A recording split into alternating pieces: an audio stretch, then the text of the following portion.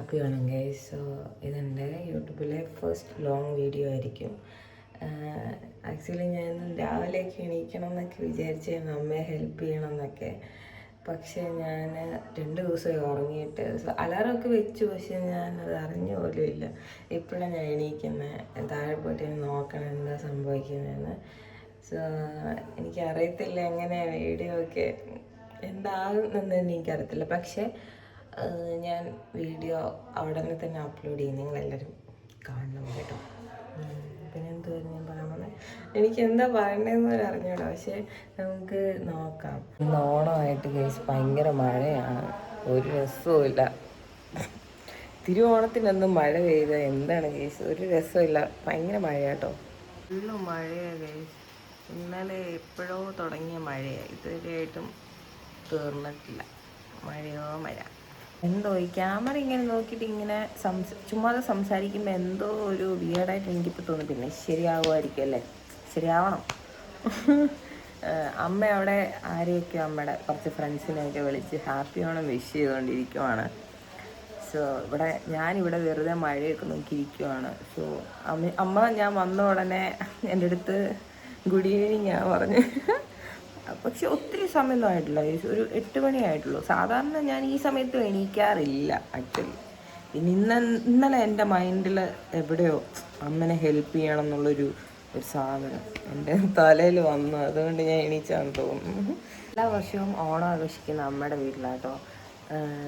എനിക്ക് ഇപ്പോഴത്തെ ഓണത്തിനേക്കാളും എനിക്ക് പണ്ടത്തെ ഓണം കുറച്ചും കൂടെ ഇഷ്ടമായിരുന്നു. കാരണം എന്താ വെച്ചാൽ ഓണം അവധി കിട്ടിയാൽ അമ്മേൻ്റെ വീട്ടിൽ വരിക, പിന്നെ അവിടെ ഓണപ്പരിപാടി, പിന്നെ രാവിലെ എണീറ്റ് കുളിച്ച് മറ്റേ അത്തപ്പൂക്കളമൊക്കെ ഇട്ട് പിന്നെ അങ്ങോട്ടും ഇങ്ങോട്ടും എല്ലാവരും ആർപ്പോ വിളിക്കുക. ലൈക്ക് അപ്പുറത്തും ഇപ്പുറത്തെയും വീട്ടിലെ ആൾക്കാരൊക്കെ എല്ലാവരും ഇറങ്ങി വരും. എന്നിട്ട് പിന്നെ അവിടെ കുറച്ച് ഒരു ഓളമൊക്കെ ഉണ്ടാക്കി പിന്നെ വീട്ടിൽ തിരിച്ച് വന്ന് പിന്നെ നമുക്ക് ഈ ഉച്ചയ്ക്ക് ഫുഡ് കഴിക്കുക എന്നുള്ള ഒരു ഡ്യൂട്ടി മാത്രമേ ഉള്ളൂ. ബാക്കി അമ്മമാരൊക്കെ അവർ അടുക്കളയിൽ സദ്യ ഉണ്ടാക്കാനും പായസം ഉണ്ടാക്കാനും ഇതെടുക്കാനൊക്കെ അവർ ഭയങ്കര ബിസി ആയിരിക്കും. നമ്മൾ പിള്ളേരെല്ലാവരും കൂടെ അങ്ങോട്ടും ഇങ്ങോട്ടും ഓളമൊക്കെ വെച്ച് അതൊക്കെ എന്ന് പറഞ്ഞാൽ സത്യം പറഞ്ഞാൽ ഒരു ഭയങ്കര ഒരു ബെസ്റ്റ് മൊമെൻ്റ് ആയിരുന്നു. എനിക്ക് ആ ഓണം എപ്പോഴും മിസ് ചെയ്യും. ഇപ്പോൾ എന്ന് പറഞ്ഞാൽ എല്ലാവരും ഇപ്പം തന്നെ കണ്ടില്ലേ, ഈ ഓണത്തിനൊക്കെ മഴയും പെയ്ത് എല്ലാവരും ഇപ്പം വീട്ടിൽ ഇങ്ങനെ ഇരിക്കാനും ഒക്കെ ആയിരിക്കും താല്പര്യപ്പെടുന്നത്. ഇപ്പം ഞാൻ അധികവും ഇവിടെ വന്നിട്ട് ഇങ്ങനെ കണ്ടിട്ടില്ല, ഇങ്ങനെ അത്ര ഓളം വയ്ക്കുന്നതൊന്നും ഞാൻ കണ്ടിട്ടില്ല. സോ ഞാൻ ഇവിടെ ആയതുകൊണ്ടായിരിക്കും, വേറെ സ്ഥലത്തുണ്ടാവും. പക്ഷെ ഇവിടുത്തെ കാര്യം കേട്ടോ ഞാൻ പറഞ്ഞത്, പണ്ടത്തെ പോലെ ഒരു ഓളം ഒന്നും ഇപ്പോൾ ഇവിടെ ഇല്ല. പിന്നെ ആക്ച്വലി ഞങ്ങൾ ഒരു 3 ഇയേഴ്സ് കഴിഞ്ഞിട്ടാണ് ഞങ്ങൾ ഓണം ആഘോഷിക്കുന്ന ഇൻ ദ സെൻസ് അതായത് ഓരോ വർഷവും ഞങ്ങളുടെയൊക്കെ ഫാമിലിയിലായിട്ട് ഓരോരോ മരണങ്ങളുണ്ടായിരുന്നു. അതുകൊണ്ട് അങ്ങനെ അങ്ങനത്തെ ഒരു എല്ലാം പോയിക്കൊണ്ടിരിക്കുന്നത്. പിന്നെ ഈ വർഷം ഞാൻ അപ്പായെ ഒത്തിരി മിസ് ചെയ്യും. കാരണം കഴിഞ്ഞ ഓഗസ്റ്റിനാണ് അപ്പ മരിക്കുന്നത്, ഓണത്തിന് മുന്നേ. സോ അപ്പായെ ഒത്തിരി മിസ് ചെയ്യുന്നുണ്ട് ഈ സമയം. എൻ്റെ അമ്മയുടെ ചെടികളുടെ ഒരു കളക്ഷൻസ് ആട്ടോ. ഭയങ്കര ചെടിയുടെ പ്രാന്തമുള്ള ആൾക്കാരാണ് എൻ്റെ അമ്മയും എൻ്റെ മമ്മിയും.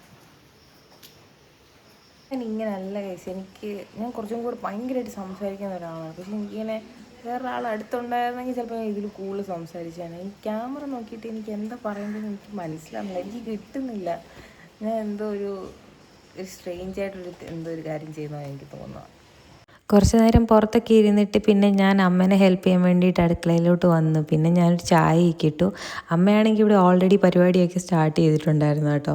സത്യം പറഞ്ഞാൽ അമ്മ ഒരു ബെസ്റ്റ് കുക്കാണ് ഗൈസ്. അമ്മേൻ്റെ ഫുഡൊക്കെ എന്ന് പറഞ്ഞാൽ അടിപൊളിയാണ്. ഞാനാണെങ്കിൽ അമ്മയോട് ഞാൻ അത് ചെയ്യാം ഇത് ചെയ്യാമെന്ന് പറയുമ്പോൾ അമ്മ എൻ്റെ അടുത്ത് എപ്പോഴും ചോദിക്കുന്നതായിരുന്നു, നിനക്കിത് അറിയാവോ, നിനക്കിത് വല്ലതും അറിയാവോ എന്നാ കേട്ടോ.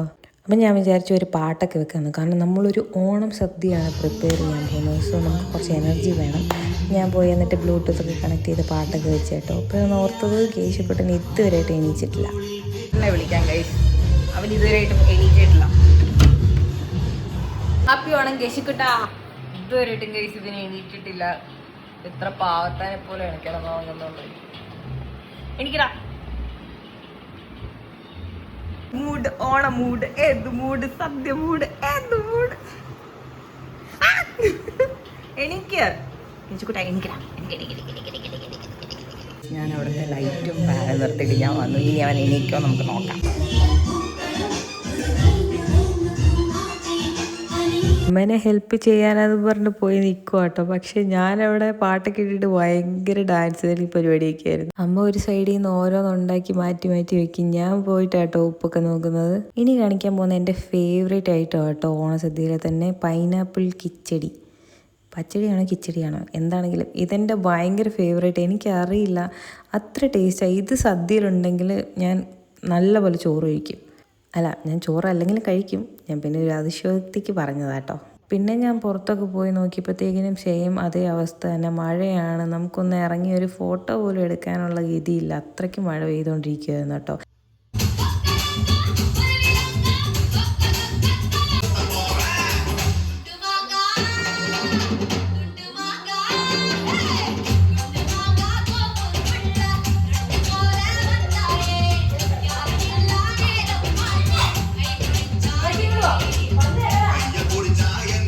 അമ്മയാണ് ഇതിൻ്റെ ഇടയ്ക്ക് ഞങ്ങളെ വഴക്ക് പറയുന്നുണ്ട് കേട്ടോ. പോയി കുളിക്കുന്നു, തിരുവോണമായിട്ട് എന്താ കുളിക്കാതെ നനയ്ക്കാതെ ഞങ്ങൾ അങ്ങോട്ടും ഇങ്ങോട്ടും നടക്കുമെന്ന് പറഞ്ഞ് ഞങ്ങളെ വഴക്ക് പറയുന്നുണ്ട് കേട്ടോ.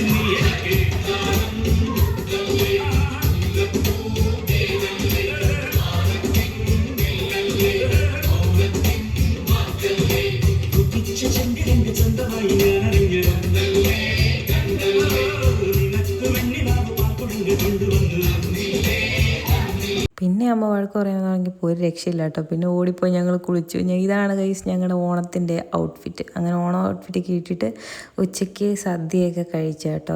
ആരും ഉണ്ടായിരുന്നില്ല ഗൈസ്. ഞാനും അമ്മയും കേശുക്കുട്ടനും ശരണി ചേച്ചിയും മാത്രം ഉണ്ടായിരുന്നുള്ളൂ ഞങ്ങളുടെ വീട്ടിൽ.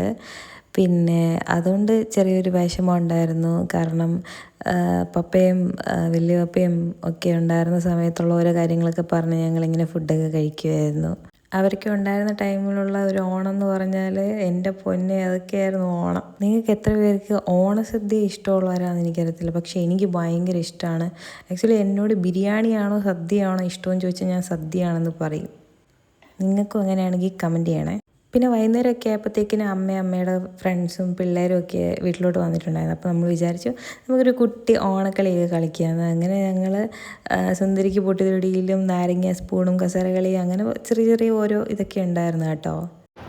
സോ ഗൈസ്, അങ്ങനെ തിരുവോണം അടിപൊളിയായിട്ട് കഴിഞ്ഞു.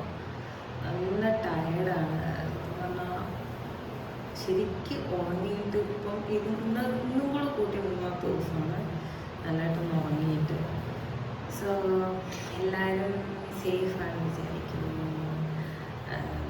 എല്ലാവരും സന്തോഷമായിട്ടിരിക്കുന്നു എന്ന് വിചാരിക്കുന്നു. അപ്പോൾ എൻ്റെ ആദ്യത്തെ ലോങ് വീഡിയോ ഞാനിവിടെ വൈൻഡപ്പ് ചെയ്യുവാണ്. എനിക്കറിയത്തില്ല ഞാൻ എന്തൊക്കെയാണ് എടുത്ത് റെക്കോർഡ് ചെയ്ത് വെച്ചേക്കുന്നതെന്ന് ഒന്നും എനിക്കറിയില്ല.